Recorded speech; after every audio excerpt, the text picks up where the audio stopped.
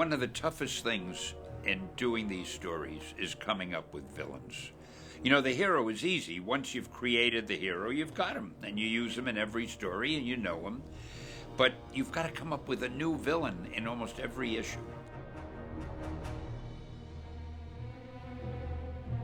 There's a long history in the annals of literature and entertainment of bad guys who are wonderfully attractive in various ways.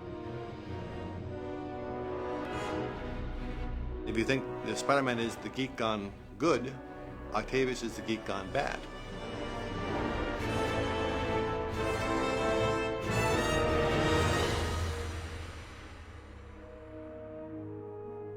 I wanted a scientist, and I thought the name Otto Octavius sounded pretty good for scientist.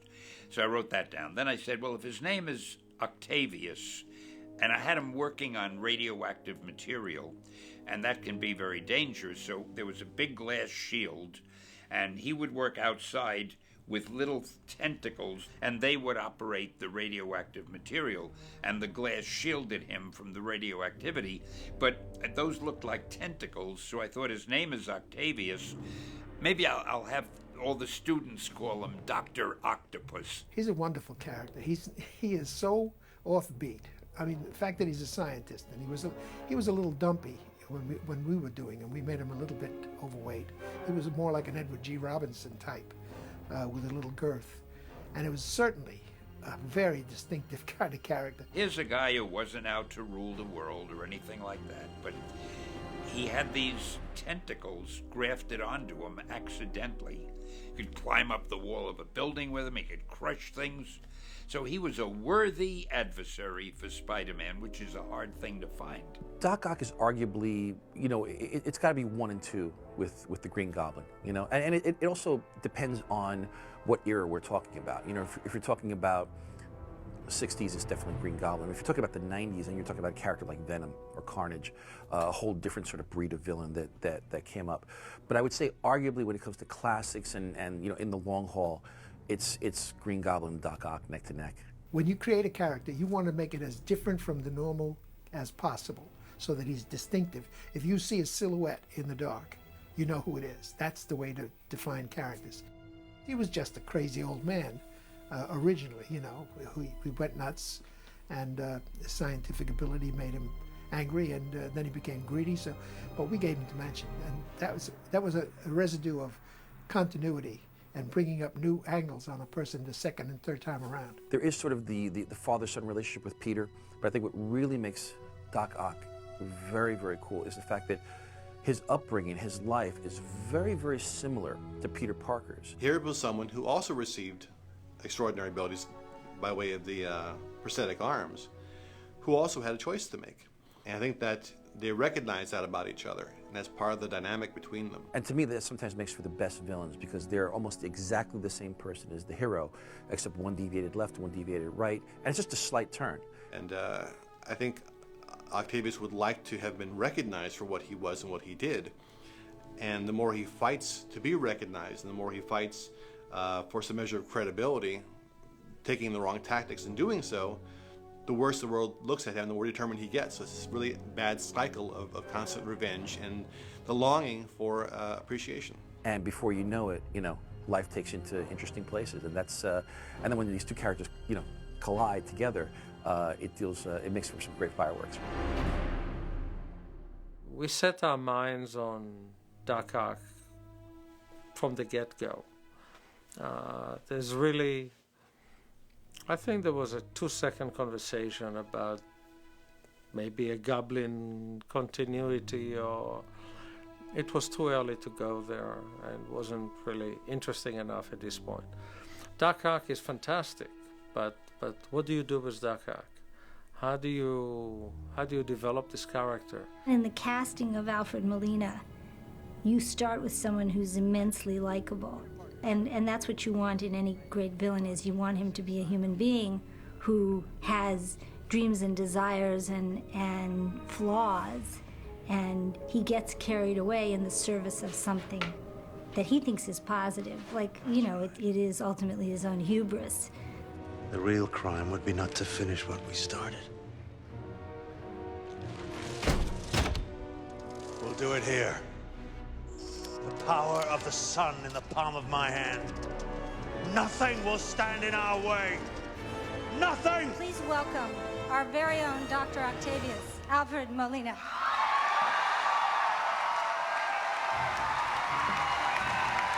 My familiarity with the Doc Ock character really wasn't very thorough, because I mean, when I was a kid, I was very fond of comics, and particularly the Marvel comics.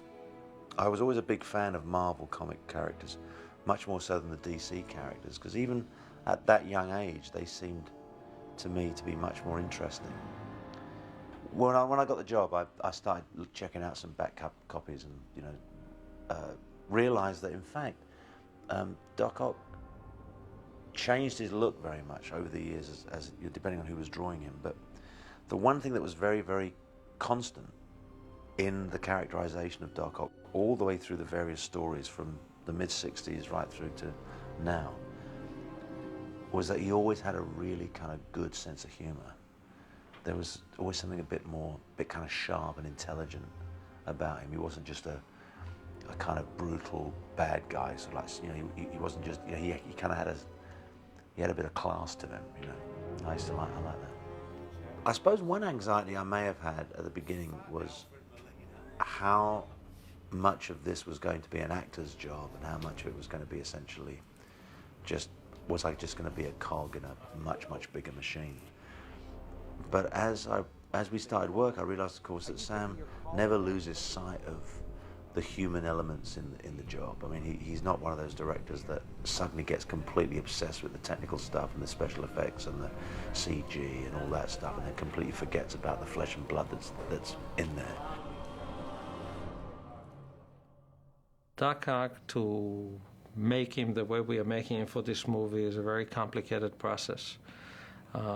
It's probably one of the more challenging characters. Neil Spisak, the production designer, and John Dykstra, the visual effects designer, and myself kind of worked together on developing the image of Doc Ock. From the beginning, we put one of our production assistants, Aaron Scully, in kind of a harness with normal, I think they're like washer and dryer black tubes coming at him. A guy standing in the middle of a room with dryer hoses coming off of him. Just to start talking about something as wacky as, the guy has 4 arms growing out of his back. So talking about proportion and length and balance and what would he have to do in order to walk and how would he get up on his haunches, and just the sort of things that you would think are simple take a great deal of thought. This is a great short length, and they can even be shorter. Of course, I don't think we have to mock up anything shorter right now, because we know that they're going to eventually, in the story, through CG, fold up, collapse, and become part of his back situation. This one looks small to me, this claw. Yeah, it was just I mean, we did this last night and this morning. This one just to get the length. This one looks, maybe it's a little too big, maybe somewhere in the middle as far as you make them a cat. Although I'd love to grab somebody by the head. Yeah. Maybe we need bigger feet on the lower ones and smaller feet on the top ones. But I'm afraid if we have big feet on the top ones, we won't have the dexterous quality we've been talking about.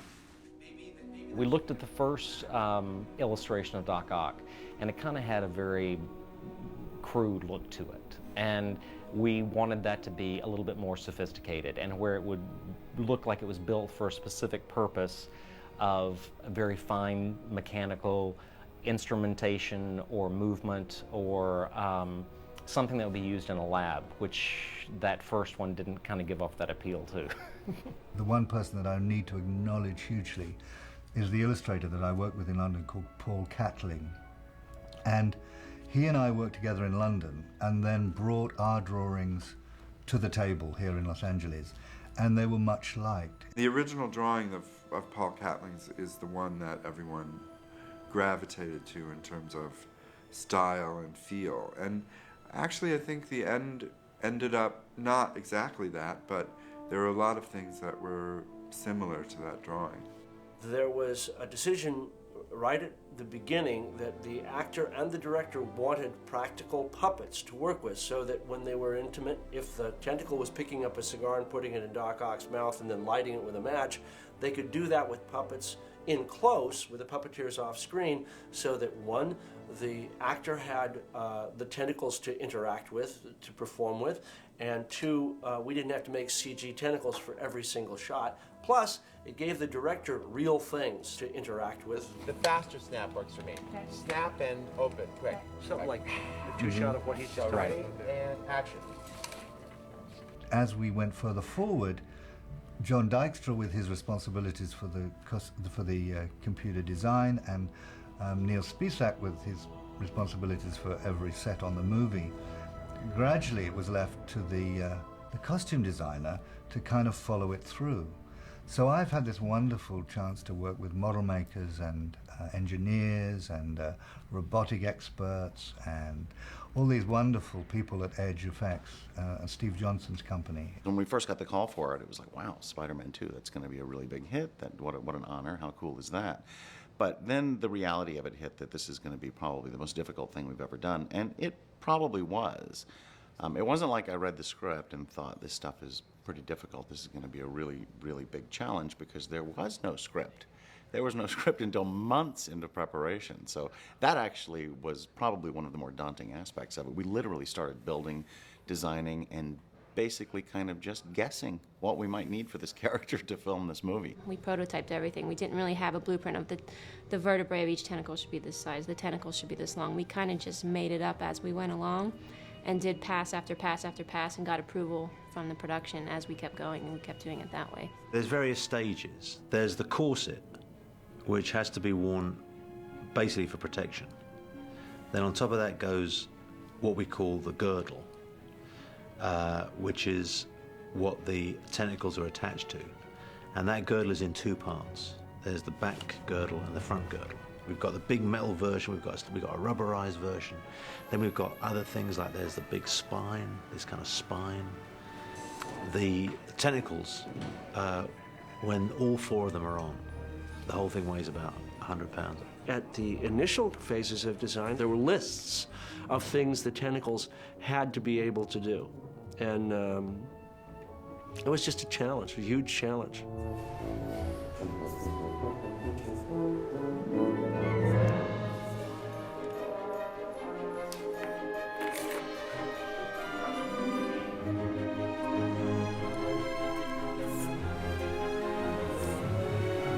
I knew that the performance would be what would make or break these pieces.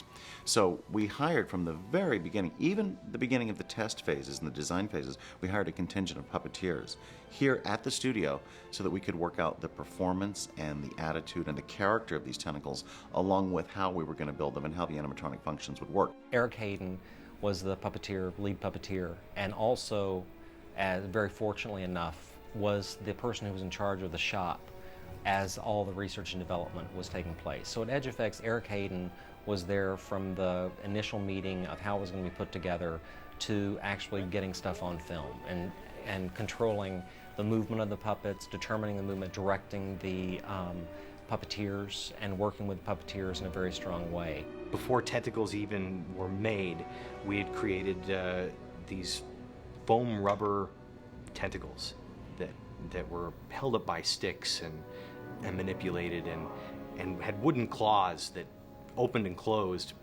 nothing else. And we did a test shoot where we blacked out a room and the puppeteers wore black, and they operated these tentacles attached to a stand-in actor.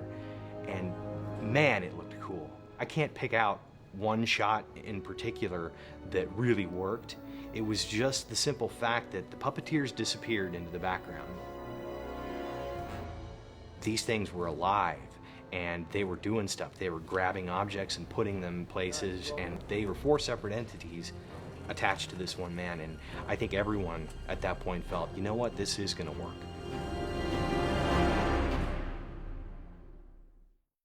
The controlling mechanisms that operate the Death Flower would normally necessitate up to 3 people to operate one claw. Well, we needed to square down our footprint on set so we didn't have 20 million puppeteers on set. And we generated what we call the throne, which is this controlling chair that an operator can ride in, and his feet operate some of the jaw articulation, and his hands can operate, and that means that we get everything pared down into one efficient throne.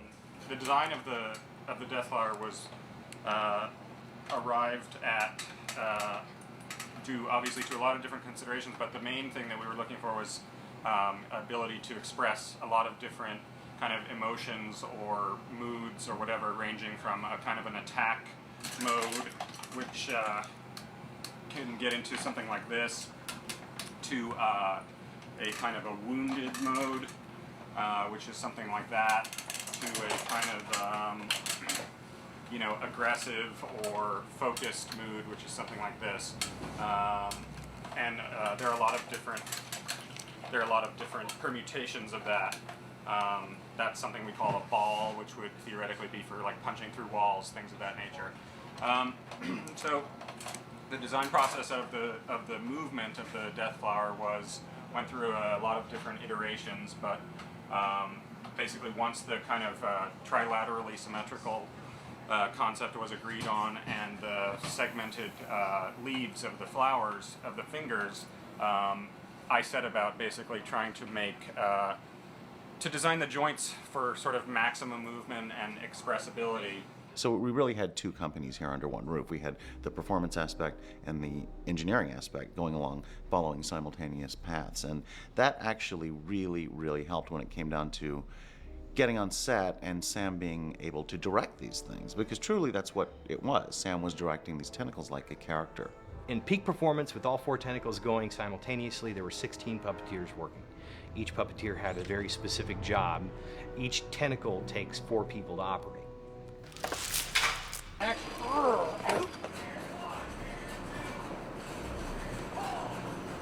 The performance relationship between what our team of puppeteers did in relation to what Alfred did on set, in terms of his movements being led by our movements or our movements being led by his movements, started off in a very slow and careful rehearsal environment of pacing it out. What does it feel like to make this 8-foot-long arm strike from your back and look like it's coordinated from your own muscles?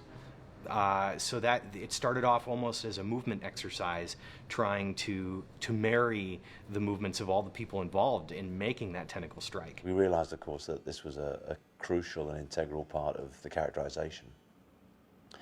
And we had lots of long and detailed rehearsals with the puppetry team.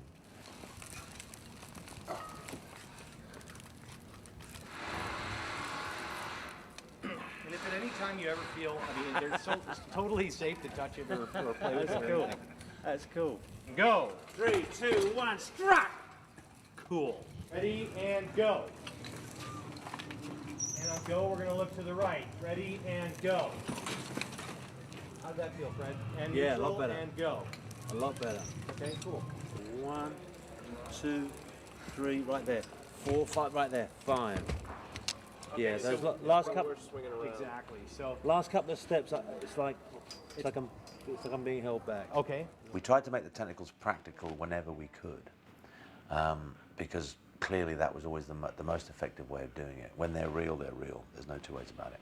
But there are certain shots that obviously that can't be done, and so we had to have them CG'd in at a later date, and I had to kind of like mime them in a way. I imagined they were there.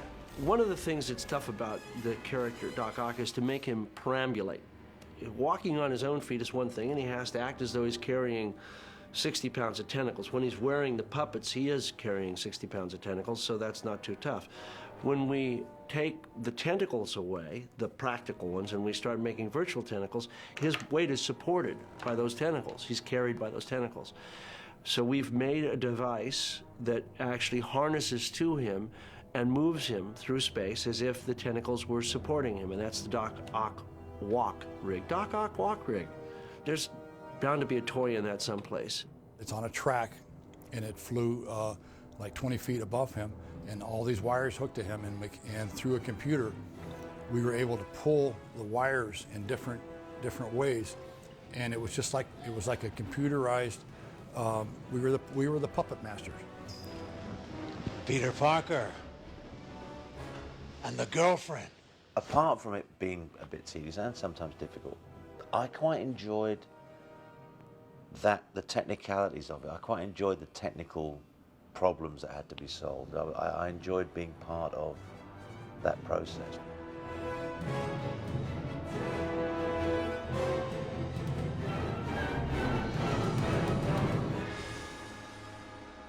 You know, it's a funny thing. Most comic book movies kill off the villains. In the comic books, I rarely, if ever, did that.